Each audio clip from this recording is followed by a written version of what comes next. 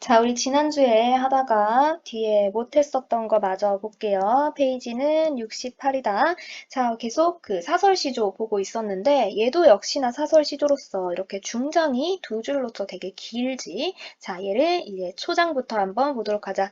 자, 대천바다 한가운데 지금 상황이 어디야? 배경이 대천바다. 자, 대천은 큰 바다, 넓은 바다 이렇게 보면 되고 여기 한가운데에 중침, 새침이 빠졌다 그랬어. 자, 중침, 새침이라는 것은 바늘의 종류인데 바늘의 굵기에 따라서 대, 중, 소 이렇게 나뉘지. 자, 그냥 바늘이라고 보면 된다. 자, 바늘이 빠지거다 그랬어. 자, 빠지거다라고 할 때 이 거다라는 것은 무엇 왔다, 무엇 얻다 이렇게 봅니다. 자, 그러면은 빠졌다 이렇게 얘기하면 되겠네. 바다 한가운데에 바늘이 빠졌다. 자, 그러면 어떻게 하느냐? 연암은 사공놈들이 그랬어. 자, 연암은이라는 것은 한 10명 조금 넘는 수예요.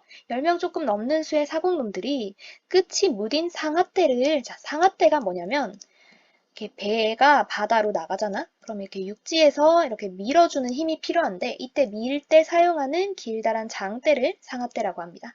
자, 이 상아대가 끝이 무뎌 있대. 그러니까 뭐 날카롭거나 가늘지 않고 굵고 되게 뭉툭하다. 이렇게 보면 되겠지? 이 상아대를 끝끝이 저마다 10명이 저마다 둘러매어서 일시에 한 번에 소리치고 귀 꿰어냈단 말이 있소이다. 자, 귀 무슨 귀냐면 바늘귀야, 바늘귀. 바늘에 귀가 있어요? 아니지. 자, 바늘 보면 이렇게 구멍이 있지? 이 구멍을 귀라고 하는데, 이렇게 구멍 안에 이렇게 실을 끼워서 우리가 바느질을 하죠.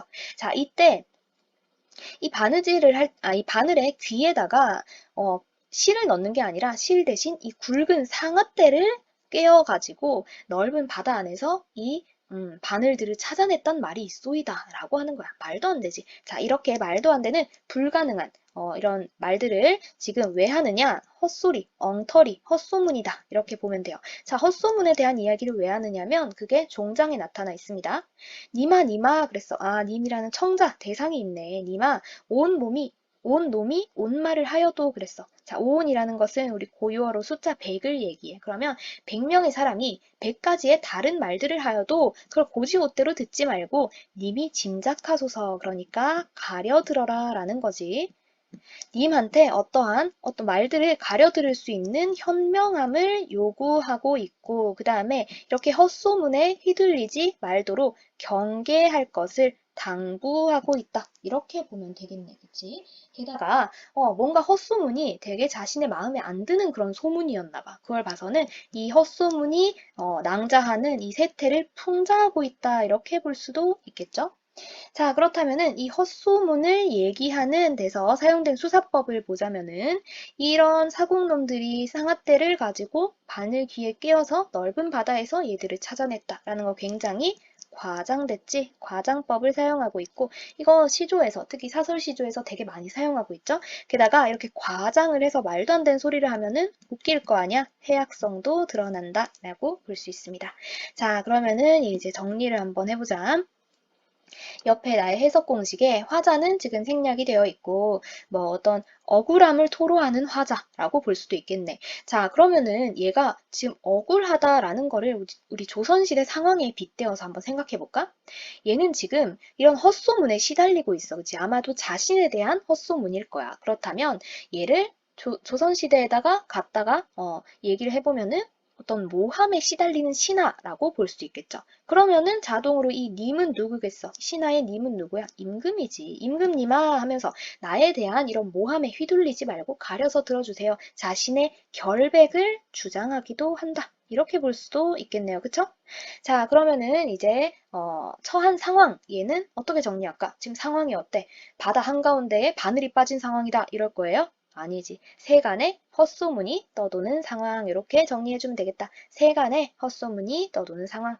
자, 그럼 정서와 태도를 묶어가지고 일단은 자신에 대한 헛소문에 휘둘리지 말기를 바라는 당부하는 태도가 들어가 있죠. 자, 당부 적어주고 그 다음에 또 하나 세태를 풍자하고 있기 때문에 풍자적이다. 이렇게 적어주면 되겠다.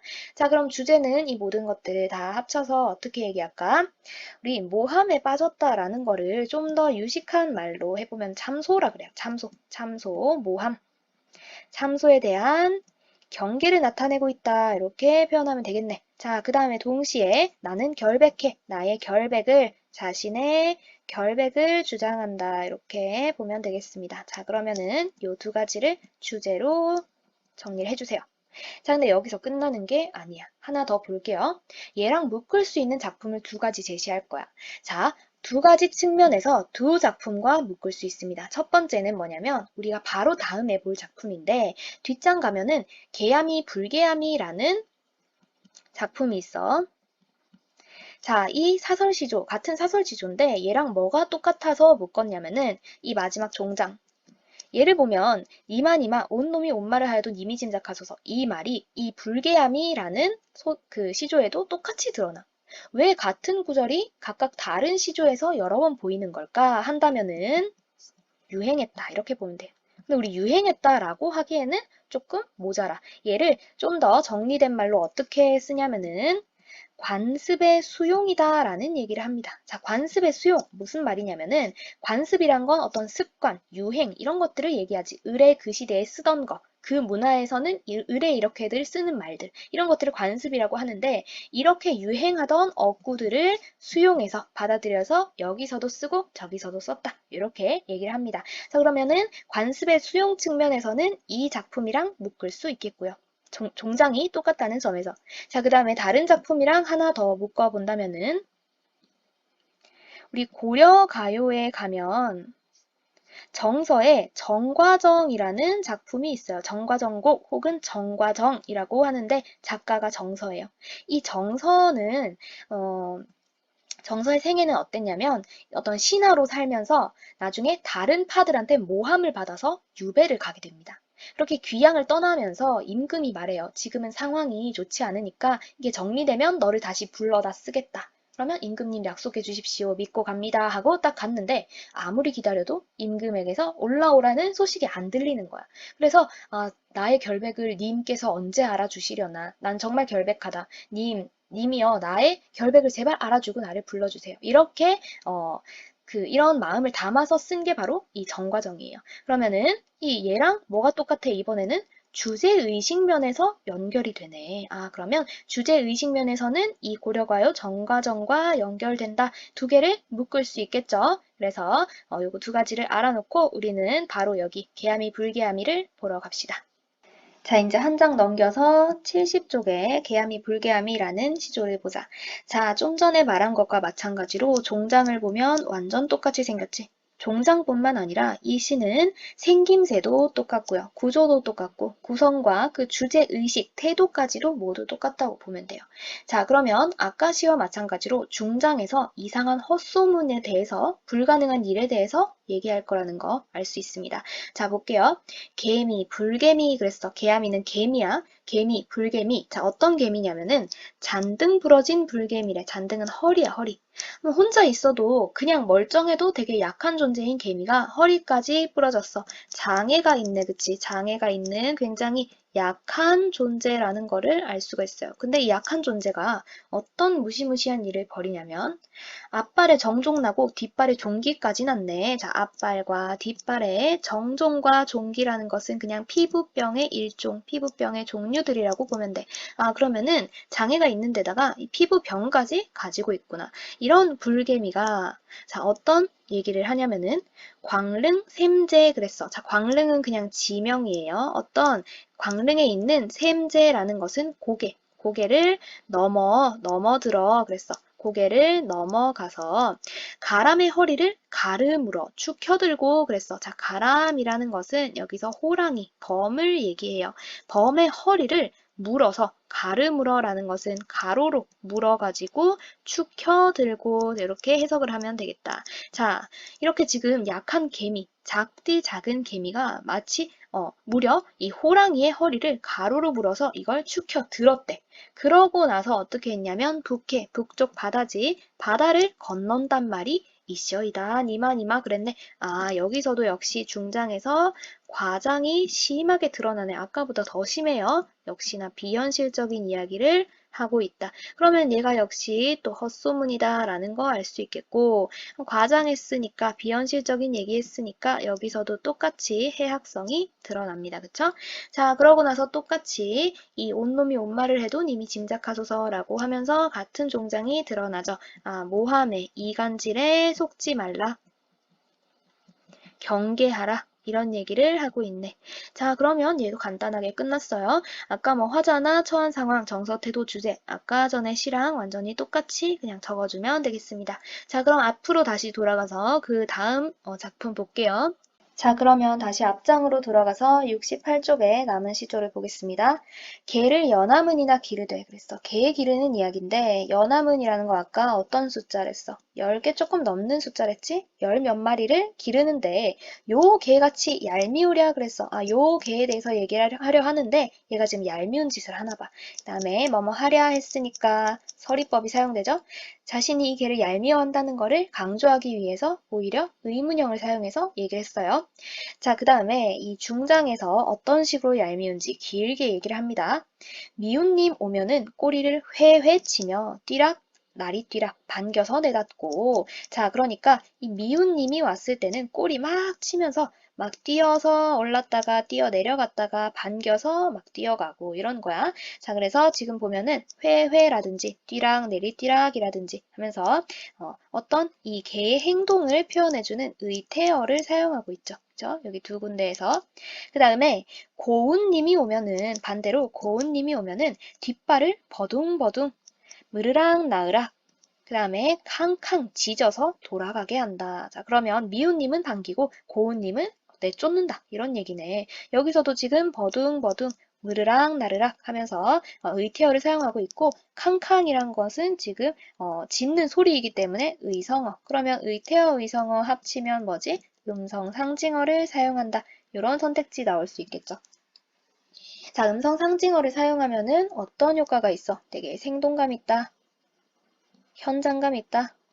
그런 것들 기억하면 되겠고 그 다음에 마지막 그 구절을 보면은 쉰밥이 그릇그릇 난들 너 먹일 줄이 있으랴 쉰밥이 그릇그릇 여러 그릇 남은들 너 먹일 줄이 있으랴 너 줄 거 없어 너 안 줄 거야 라고 하면서 또 서리법을 사용하고 있네 그치? 자 그 다음에 중장에서 우리 그 수사법을 조금 살펴보면은 지금 여기서는 미운님이 오면은 이렇게 하고 고운님이 오면은 이렇게 한다 라고 하면서 미운님 뭐하고 고운님 뭐하고 주거니 받거니 하면서 대꾸법 사용하고 있고 동시에 미운님이 왔을 때랑 고운님이 왔을 때의 그 개의 그 행동을 대조하고 있죠. 그래서 대꾸와 대조가 쓰인다. 이렇게 보면 되겠습니다. 자, 그러면은 이 시는 되게 대표적인 그 특징을 갖고 있다고 볼 수 있어. 우리 사설시조라는 것은 평민의 일상적인 생활에 대해서 구체적으로 담았다. 이런 얘기를 하잖아요. 자, 이 시도 마찬가지. 일상적인 소재를 가지고 그가 생활 속에서 느끼는 생활 감정을 담았다. 이렇게 솔직한 모습을 볼 수가 있고 그 다음에 또 하나는 이 고운님이라는 사람이 진짜로 사랑한다면 이 개가 짖고 막 왔다 갔다 한다고 해서 진짜 다시 돌아갔을까? 아니지. 이 자신이 사랑하는 님께서 개를 핑계로 자신한테 오지 않는 것을 원망하는 걸로 또 볼 수 있다라는 거예요. 실제로는 이 개가 얄밉다는 게 아니라 님에 대한 원망, 님에 대한 원망이 괜히 임에게는 아무 말도 못하고 그 개한테 돌아갔다. 이렇게 볼 수가 있는 거죠. 그래서 임에 대한 원망이 개한테 전가되었다. 전가시킨다. 이렇게 얘기를 할 수가 있겠고 그렇다면은 여기서의 갈등이 두 가지로 나타난다라는 거예요. 사실 속으로는 임을 막 이렇게 원망을 하고 있으면서 겉으로는 개에 대해서 이야기를 하고 있단 말이야. 그러니까 자 겉과 속의 이중적 구조가 드러난다. 이렇게도 설명할 수 있습니다. 뭐의 이중적 구조냐면 갈등이에요. 갈등. 자 겉으로는 일단 표면적으로는 누구랑 누구랑 갈등하냐면 화자랑 개랑 갈등하는 것처럼 보여요. 하지만 그 속에 이면을 들여다보면은 화자랑 사실은 임 사이의 갈등이다. 이렇게 얘기를 할 수 있습니다. 자, 그런데 이걸 외워야 되느냐? 자, 이런 부분은 만약에 모의고사에 나온다면은 보기로 제시할 종류입니다. 그래서 이런 것들을 보기로 제시를 해주고 이 시를 요걸 바탕으로 이해를 한 뒤에 뭐 선택지에 골라라 이렇게 나올 거기 때문에 요거에 대해서는 깊이 막 이렇게 외워둘 필요는 없습니다. 자, 그러면은 이제 해석 공식에서 한번 보자. 화자는 생략이 되었고, 자, 처한 상황은 지금 님을 기다리는 상황이다. 자, 이렇게 써주면 되겠다. 상황은 님을 기다리고 있어요. 자, 그런데 정서와 태도는 아까 나왔었지. 정서는 뭐야? 그립다. 그치? 일단 기다리고 있다면 그리움 기본으로 나오고요. 그 다음에 또 하나 님을 원망하고 있다. 걔를 핑계로 해서 나한테 안 들어온다. 그치? 자, 그 다음에 태도는 어때? 이것 또한 진지한 게 아니라 굉장히 해학적으로 우스꽝스럽게 표현하면서 허허 웃어 넘기는 이 서민들 특유의 웃음으로 승화시키는 이런 현상들이 나타나고 있어요. 자, 그러면은 주제는 어떻게 정리하냐면은 일단 기다리고 있는데 얘를 그리워하고 있다. 이 마음을 얘기하고 있다. 이렇게 얘기하면 되겠네. 그러면은 임을 기다리며 그리워하는 마음 이렇게 쓰면 되겠습니다. 자, 그럼 정리하고 다음 장으로 넘어갈게요. 자, 다음 뒷장 넘어가서 69쪽입니다. 자, 얘는 지금 길이가 지금 레전드야. 지금 보니까 세 줄이까지가 이제 초장이고 다음 세 줄이 중장이고 나머지 한 줄이 종장이지. 그 사설시조가 초장과 중장이 집중적으로 길어지는 장르다 그랬어요. 자, 그러면 보자. 님이 오마 학원을 그랬어. 자, 이때 님이라는 대상이 나왔네. 그치? 대상이긴 한데 어떤 대상이냐면은 님이 오마 학원을 님이 온다고 하길래 저녁밥을 일지어 먹고 일찍 지어 먹고 중문 나서 대문 나가 지방 위에 치달아 앉아. 자, 그랬어. 자, 보니까 지금 님을 기다리는 것 같네. 아, 그러면 어떤 대상? 아, 기다림의 대상. 근데 지금 기다린다라는 것에서 정서 뽑을 수 있지. 미리. 정서는 지금 그리움이라고 볼 수 있겠죠. 자, 님이 온다고 해서 저녁밥을 빨리 먹고 중문도 나서서 대문까지 나가서 지방 위에 치달아 앉아. 자, 지방은 지금 문지방이죠. 문지방 위에서 치달아 앉아라는 것은 뛰어 올라 앉아. 이렇게 해석하면 돼요. 올라 앉아서 이수로 가액하고, 자, 이수로 가액한다는 게 뭐냐면 손수자야. 손으로써 라는 거지. 손으로써 가액, 액은 이마입니다. 이마에 더한다 라는 거야. 자, 손을 이마에 더해서. 자, 그럼 사람이 이렇게 있으면은 손을 이렇게 뻗어가지고 오는지 안 오는지 이렇게 지켜보는 기다리는 이 모습 알죠? 불쌍하게 그려졌다. 자, 어쨌든 이수로 가액하고 오는가 가는가 건넌 산을 바라보니 그랬어. 산을 이렇게 건너서 이렇게 바라봤더니만 거머히들 그랬어. 거머히들이라는 것이 검고 흰 것이라고 해석하면 됩니다. 자, 뭔가 저쪽에서 희끗희끗 검다가 희다가 한 것이 서 있거늘 저게 니미로다 라고 얘기를 한 건데 보면 이 사람 지금 착각한 거예요. 거머히뜰한 게 님인 줄 알았는데 가보면은 다른 거야. 자, 보면은 버선버서 품에 품고 그랬어. 버선도 벗어서 품고 신도 벗어서 손에 쥐고 곁비님비 님비곤비 천방지방 지방천방 그랬어. 자, 이 부분 줄 꺼주세요. 자, 이 부분은 지금 자신이 막 정신없이 뛰어가는 이런 모습을 표현한 의태어입니다. 자, 아까 전에 음성 상징어가 사용되면은 생동감과 현장감이 느껴진다 그랬지. 여기서도 마찬가지 막 이렇게 뛰어가서 진데 마른데 땅이 질든지 땅이 말랐던지 여기를 가리지 말고 위렁충창 건너간데 얘는 지금 위렁충창 언뜻 보면 의태어라고 볼 수 있는데 얘는 소리입니다. 소리. 급하게 가는 이 소리를 나타낸 게 의성어. 자, 이 의성어가 이 위렁충창 건너가서 정옛말 하려 하고 자, 정옛말은 사랑의 말입니다. 정이 있는 그런 말을 하려고 곁눈으로 흘깃 봤는데 자 뭐였냐면은 님이 아니라 상년 7월 사흔날 그랬어. 자, 상년은 작년입니다. 작년 위상자죠. 위인년에 7월 사흔날에 갈가벗긴 주출이 3대 뭐였냐면은 님이 아니라 이 거머히뜰이란 게 사실은 주출이 3대였어요. 주출이 3대는 뭐냐면은 삼이라는 식물이 있어. 얘의 줄기입니다. 삶의 줄기가 살뜰히도 나를 속였다. 자, 일단 나라는 화자가 여기 나왔고 자, 살뜰히도 날 속였다. 이거 저번에 그 알뜰히도 나의 잠을 깃돌이가 날 깨우는구나 라는 시조에서 지난주에 했었잖아. 그치? 자, 여기서 살뜰히도라는 거는 알뜰히도라는 건데 얘도 지난번에 그 깃돌이라는 시에서도 알뜰히도 날 깨웠네. 그러니까 날 잘도 깨웠다. 아이고 잘했다 하면서 반어를 썼잖아. 여기도 마찬가지. 아, 네가 나를 알뜰히도 잘도 속였네. 반어법을 사용하고 있지. 왜냐면 괘씸하고 되게 민망하기도 하고 쪽팔리니까, 그치? 자, 그 다음 마지막 종장을 보면은 모처라. 자, 모처라는 마침 밤일시망정. 아, 밤이어서 망정이지. 행여 낮이었으면 남을 웃길 뻔했다라는 거지. 남을 웃길 뻔했다라고 하면서 이 말도 어디서 나왔냐면은 64쪽에 펴보면은 창밖이 어른어른하거늘 이라고 해서 또 님을 기다리는 어떤 시조가 있었어. 거기에서도 모처라 밤일시망정 행여 나시런들 남 웃길 뻔했다라고 하는 장면이 나옵니다. 자, 여기서도 역시나 같은 구절이 나온다라는 걸 봐서는 관습의 수용 이렇게 볼 수가 있겠지. 자, 앞으로 돌아가서 한번 확인하고 오세요. 자, 어쨌든 간에 이렇게 님을 기다리면서 막 착각도 하고 그리워하고 이런 모습들을 굉장히 재밌게 표현했다. 그치? 여기서도 막 무겁게 막 그리워 흐흐흐 하는 게 아니라 해학적으로 우스꽝스럽게 표현하면서 이 기다림의 슬픔을 승화시켰다. 이렇게 볼 수가 있겠죠. 자, 그러면 옆에 정리 한번 해보세요. 화자는 여기 나왔네. 화자는 나다. 그치? 화자는 나란 사람이 나왔고 님을 기다리는 사람이야. 자, 처한 상황은 어때요? 님을 기다림 이렇게 해주면 되겠고 그 다음에 정서와 그 태도는 한 번에 묶어서 어떻게 기다리는 거니까 그리움 해주면 되고 그 다음에 엄청 찾아가면서 되게 애타게 절절한 그런 마음인 거 알 수 있죠. 애타는 마음 해주면 되고 그럼 주제는 어떻게 표현할까요?